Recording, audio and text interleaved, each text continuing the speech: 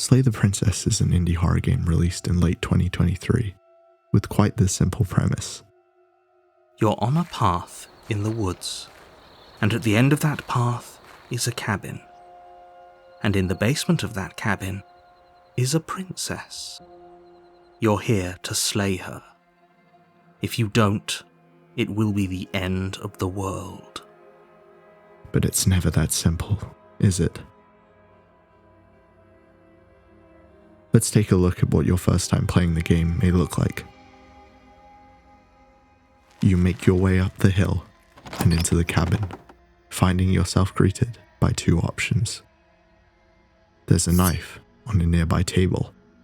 Do you take it? Surely that's the best option, right? Well, I don't know. You are here to kill her after all, so why not take it just in case? You make your way down the stairs when a faint voice rings out. Her voice carries up the stairs. Who's there? Don't be a stranger. It's been so long since I've had any visitors. Come on down. What an elegant voice.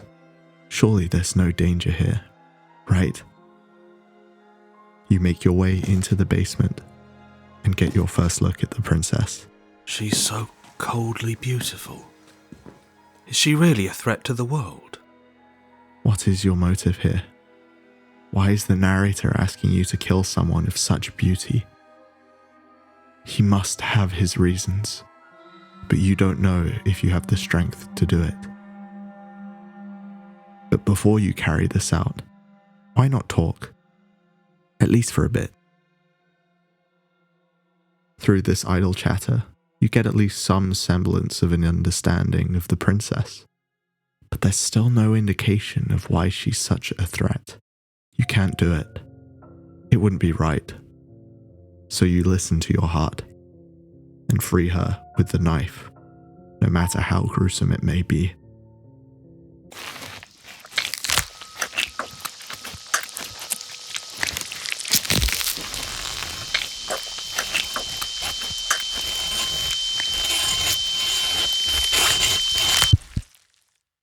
The atmosphere shifts. There are no screams, no squeals of pain, not even as much as a grimace on the princess's face. After such a traumatic experience, how can she be so cold and unfeeling? You have a bad feeling, but you're sure that you made the right decision. But it's too good to be true. The narrator struggles with you and the heroic voice within you just to regain control of your body. And in this, you can only expel a warning to the princess just before it's too late. The narrator missed, but you can't be that lucky all the time. You struggle to warn the princess one more time, and luckily she evades the next strike. Noticing your clear struggle, she understands there's something within you holding control. So she takes the knife from you. Thank God. At least you can't hurt her now. You're doing your best to help me, aren't you? But what is this? She saw your struggle. She understood. I can see the conflict in your eyes. And she turns the knife on you. I'll make this quick. Your throat is slit. And you die.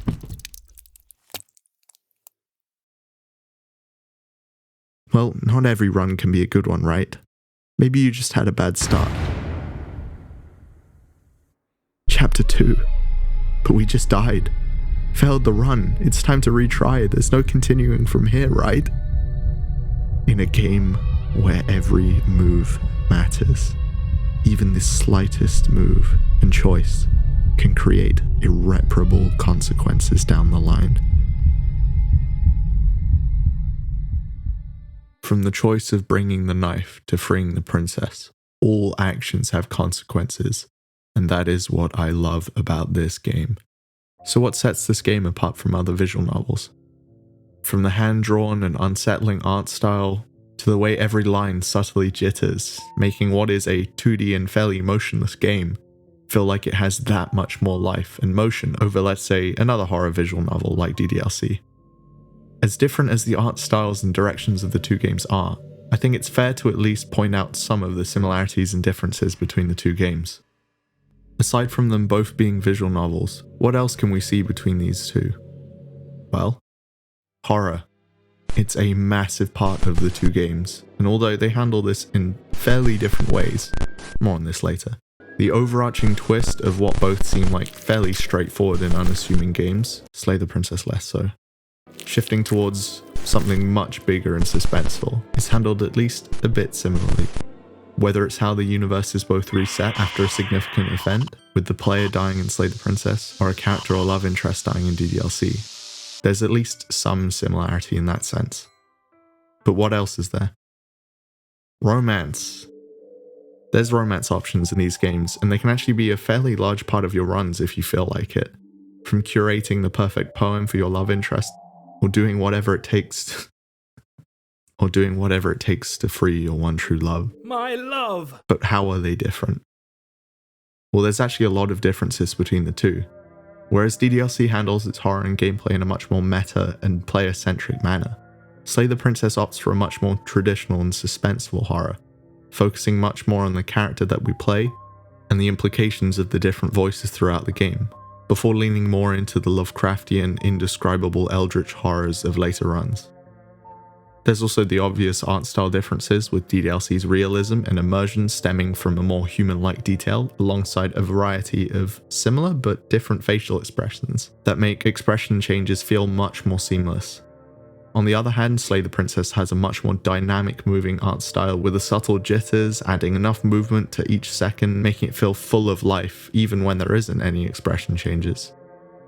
Alongside this, with there only being one real character that has a very extensive amount of on-screen visual appearance, there is a near endless variety of expressions and angles of the princess, whether it's close-ups, wide pans, or just conversation.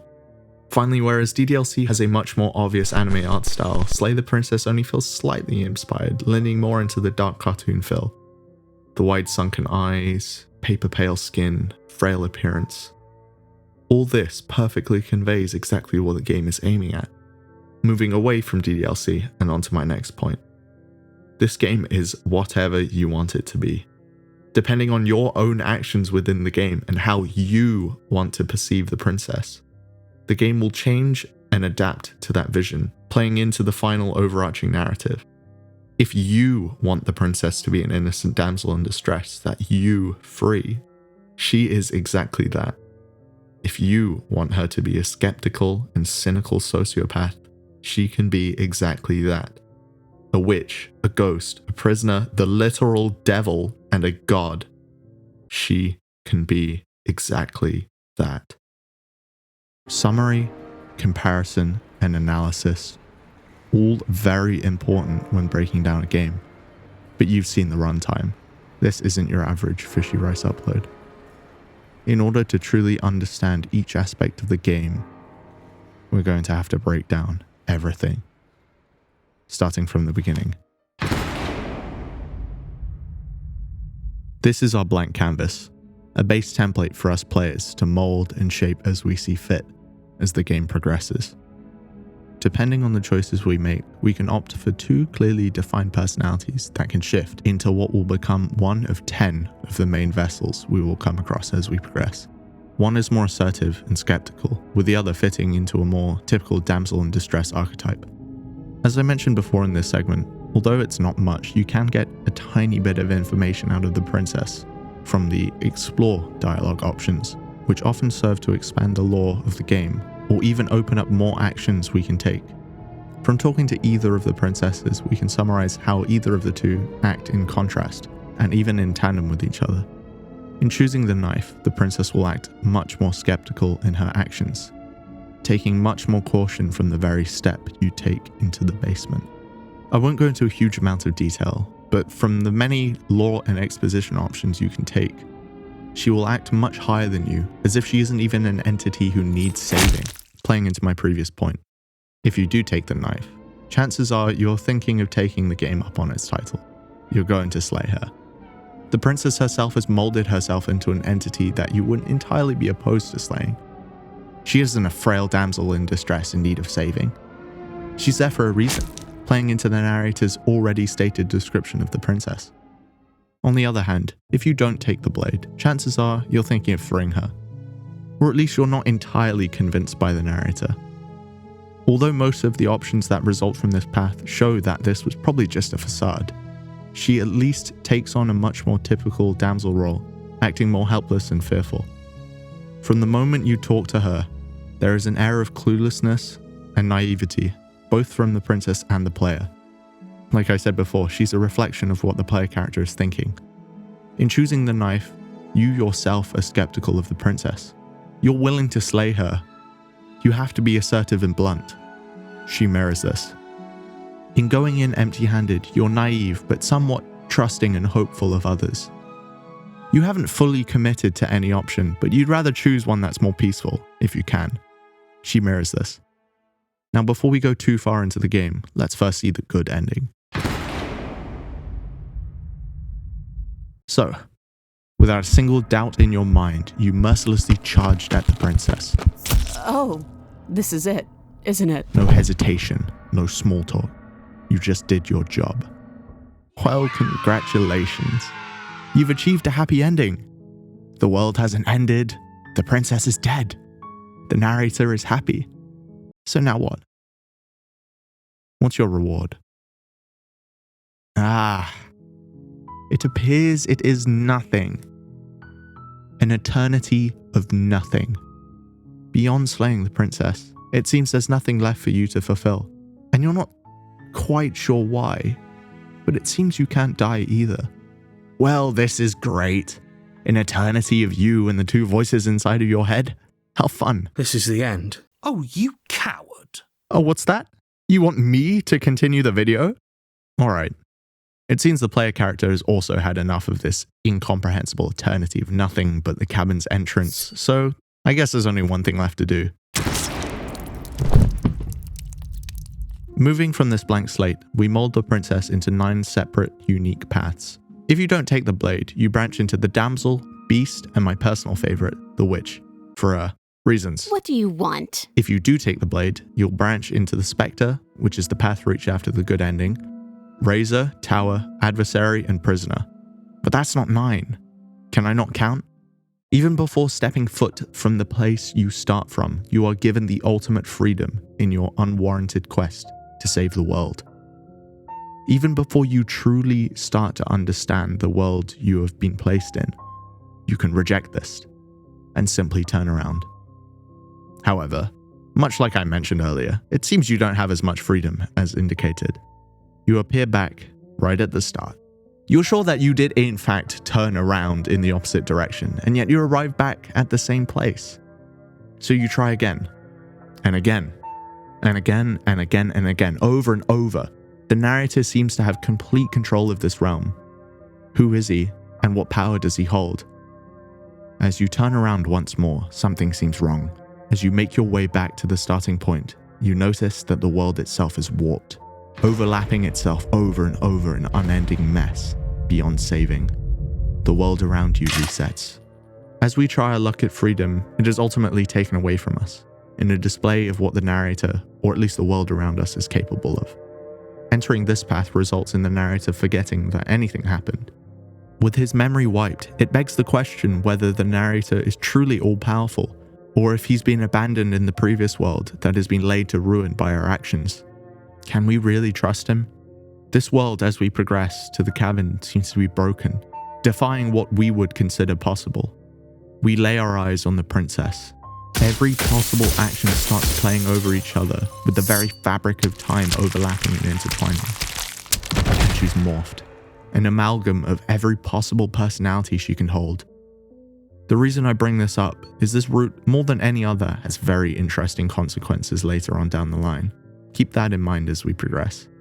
Leaving that aside for now, if you've completed a few runs by now, you'll have noticed that as per the actions you've made, there will be a complementary split of your player character's personality to accompany you alongside the narrator and the voice of the hero.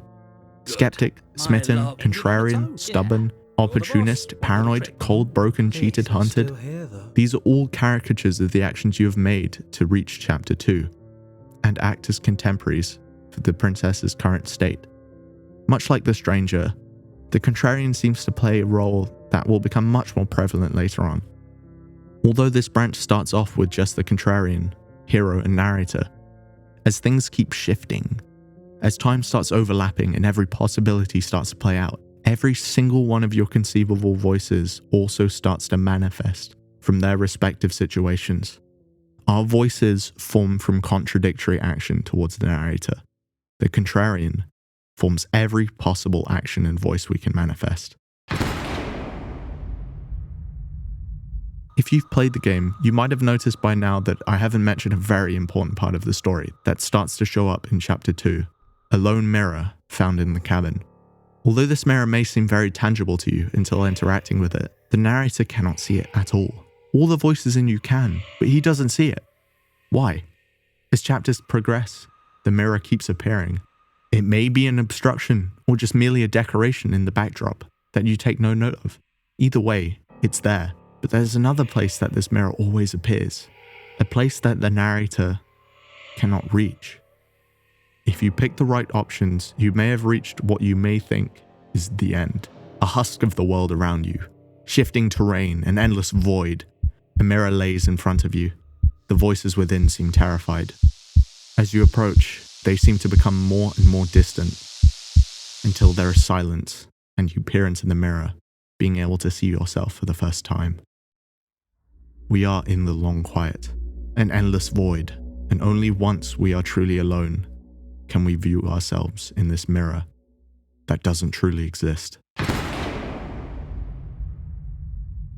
After peering into the mirror, we can turn to where the cabin would be. Something glows on the horizon, and as we approach, it's the princess. Or is it? Before entering this void, the princess is grabbed by an endless array of arms as the world around us fades away. This princess, we find, is the shifting mound. And we've just found the true objective of the game. As we converse with the shifting mound, we start to realize that this is nothing but an empty husk for now. As we develop the princess in various chapters, this husk will start to develop into its true form. What that is, we are yet to find. We cannot kill her in this state. However, to exit this long quiet, she must reset us by killing us. She implies that there is a part of the princess that's still aware of what is happening before we are killed. She asks that I tell you to remember her. You won't. We are sent back to Chapter 1, forced to repeat the cycle again. But unlike previous resets, no one has any knowledge of what has occurred. Not the narrator, not the hero. A true reset back to naught. But we as the player, we know what we have to do. Keep repeating the cycle until the shifting mound is complete.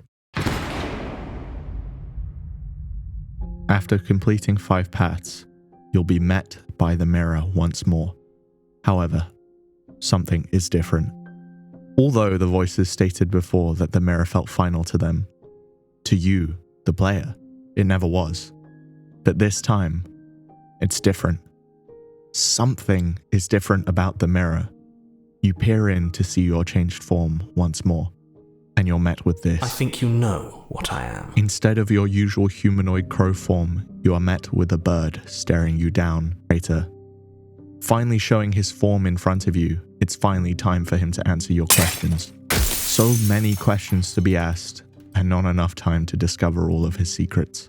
For the sake of preventing this video from being 10 hours long, I'll paraphrase a bit and cover the points of utmost importance. But in order to truly experience this, I highly suggest you play this game for yourself, to truly experience this knowledge that's being offloaded onto you, as well as experiencing the excellent voice acting from Jonathan Sims in this game. Answering our deepest question, we finally find out the nature of the princess, and by proxy, the shifting mound. She contains death, the concept of change. With this, we finally know the narrator's intentions, to rid the world from death. Slay her. The world we found ourselves in is but a construct. However, in questioning the narrator further, it seems there are people out there who we've left to ruin every time the construct is reset. Although this is all up to interpretation. When focusing on the narrator, it's easy to assume that these are the desperate words of someone who's close to the end. And after all you've been through, why would you believe him? Every action we've made aside from the good ending has resulted in us completely failing the narrator's actions. Do we feel bad? Well, that's up to you. But as players, it almost feels like we have to oppose the narrator. But from the way he talks to us, it doesn't feel desperate. No matter how you feel about his philosophy, his words feel much more like a mentor who has done everything in his power to set us on the right path. He's just answering what he can in the very small amount of time he has left. He drives in some very important points for his philosophy, like the beings around you. What did they ever do to you to deserve death? He says he saw a better world, glimpses of a realm without death. He says he did everything he could to make it happen. Although this power doesn't seem to be on the same scale as the shifting mound, this implies that he made the construct. Questioning him further, he reveals he is but an echo of a man whose fear of death had such control over his life that he forcefully tore the concepts of life and death apart, forming the shifting mound and us, the long quiet. In being an echo, it seems he had to end his own life to split into the many echo shards we see, parts of him guiding us through every part of the game. An echo for every time the world resets, but it seems his power is waning and all echoes eventually die out. Past the point of saving, he answers our final questions. Her nature is to become what others perceive her as, hence why she changes to mirror our actions. As the narrator is an echo, he cannot truly perceive anything about her. He sees a true, objective view of her nature. At least that's how he feels. With our forms nearly complete, no matter what we really do, the construct no longer works. And in either lying and assuring him that we will slay the princess, or telling the truth of our intentions to save or slay her, the final shard shatters, and the echo disappears for good. You know what you have to do. So you've made it, the completed shifting mound. You are the long quiet, a god who has through many different timelines finally achieved your final form and endpoint. In the information we've received from the final echoes of the narrator, we know what our purpose truly is. The princess, now the shifting mound, and us, the long quiet, almost exist as two sides of the same coin, in antithesis of each other. We as the long quiet seem to represent the endless quiet and unending infinite darkness brought about from the theoretical heat death of the universe. Not necessarily the end, but in bringing upon this endless dark, we end the concept of splitting timelines, forcing everything into one continuous, endless abyss. Nothing happens, but nothing suffers. The shifting mound brings balance to this unending nothingness. She is the concept of death and change. In joining together for eternity, the universe can be birthed anew. And with what the narrator has told us over the course of the game, it appears that this was probably the world's original state. As the narrator states, he wishes for a world free of death. That's why we're slaying her, to rid the universe of death and suffering. But without death and suffering, without the context of human struggle, how can we ever truly experience happiness? It is in this contrast that we find reason to keep moving. There is no greater motivator than our eventual demise. And if there is one thing more terrifying than death, it is the endless infinity that comes along with eternal life. This is the terrifying world the narrator is vying for, but it's also somewhat blissfully ignorant, willful forgetfulness for an eternity of peace. At the final stretch of the game, we finally fully understand both sides of each philosophy. After the narrator is powerless to do anything, and after he's gone, it's finally up to us to decide. Funnily enough, getting to this point, it all seems like fate, a sort of entropy. I'm no physicist, but from a conceptual and narrative perspective, entropy is the concept which encapsulates disorder and chaos, and the tendency for systems to move towards equilibrium. From a narrative perspective, this perfectly resembles the fated meeting of the shifting mound in Long Quiet, which will always happen. Because our meeting is seemingly fate, the ultimate choice is to us, the player. Do we ultimately slay the princess and leave an infinite universe without death? Or do we join the princess, destroying the previous broken world and birthing a new one, a perfect world, where the balance of life and death are where they should be? Neither option seems too great.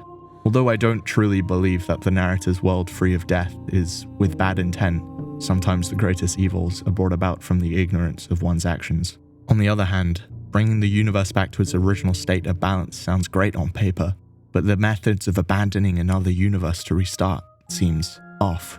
But then again, if we're to believe the narrator, we've already done that. That's the best part of this game. There is no right or wrong, no good or evil. Every action we take seems to be clouded in ethical ambiguity, and it's up to you as the player to interpret the motivations behind each character. But what about a different ending? Remember when I mentioned the Stranger Path earlier? I think it's time we talk about my favorite ending. As you plan your runs, if you start a run with the Stranger route and then end it on the Stranger route, something different occurs when you reach the Shifting Mound. If you steel your nerves like before, and have enough resolve for the voice of the hero to appear here and take you back to the cabin, you'll soon realize that this cabin is not like the other endings. Making your way down the seemingly endless staircase, you make your way into the basement and find yourself face to face with what I'd like to call the true princess, who once was merely a stranger of the run spawned from fractured and intertwining realities, has become a stable and almost soothing figure, like a long-lost friend reunited after the chaos of the world.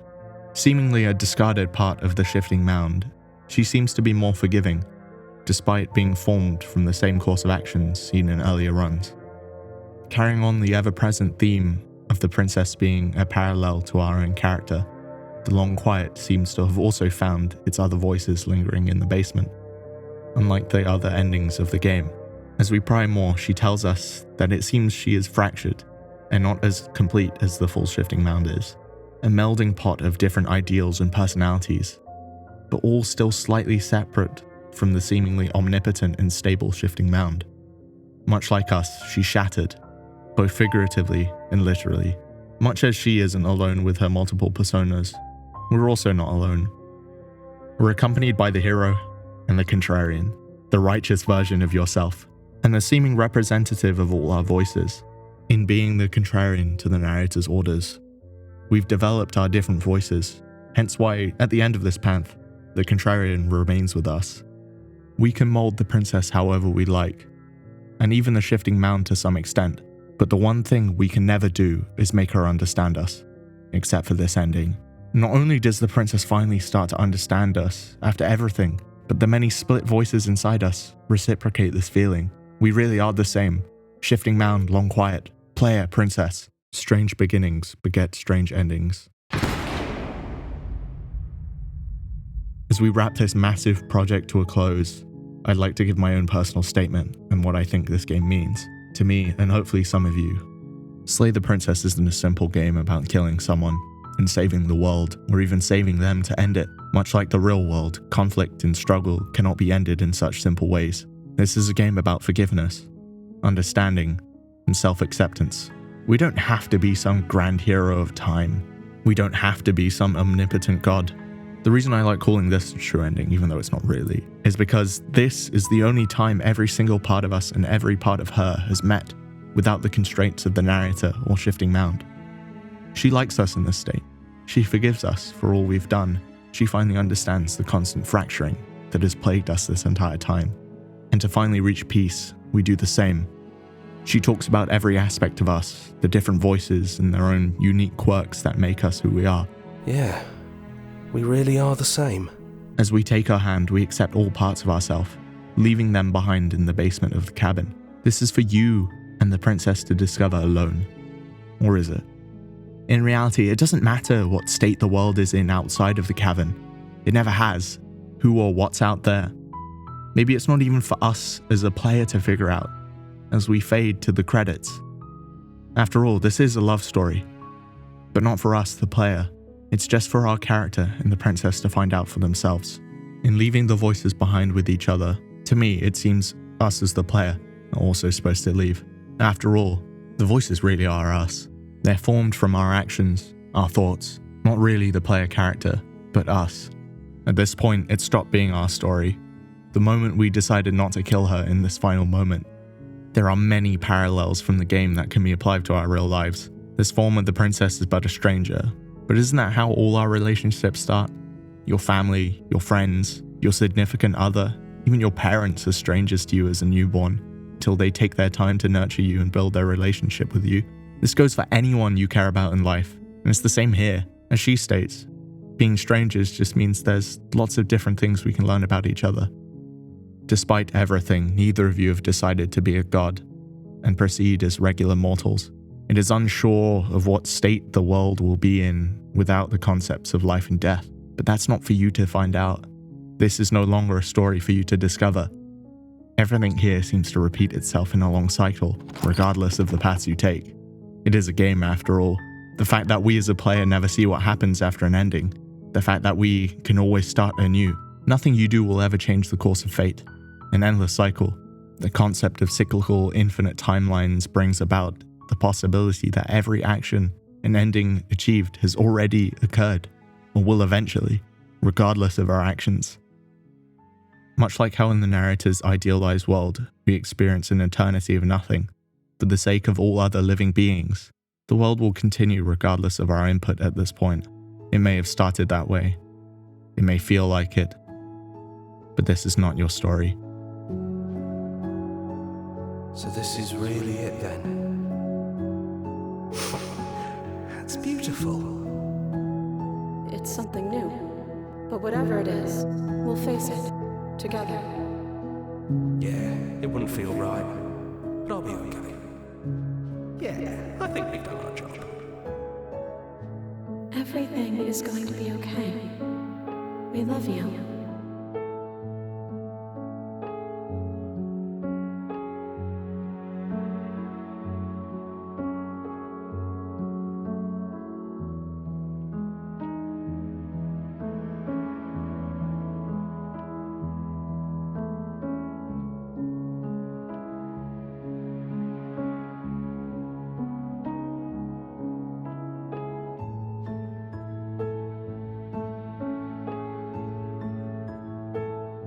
It's finally done. After a year in production, countless hours of procrastination, and months of editing, it's finally finished. I can finally move on.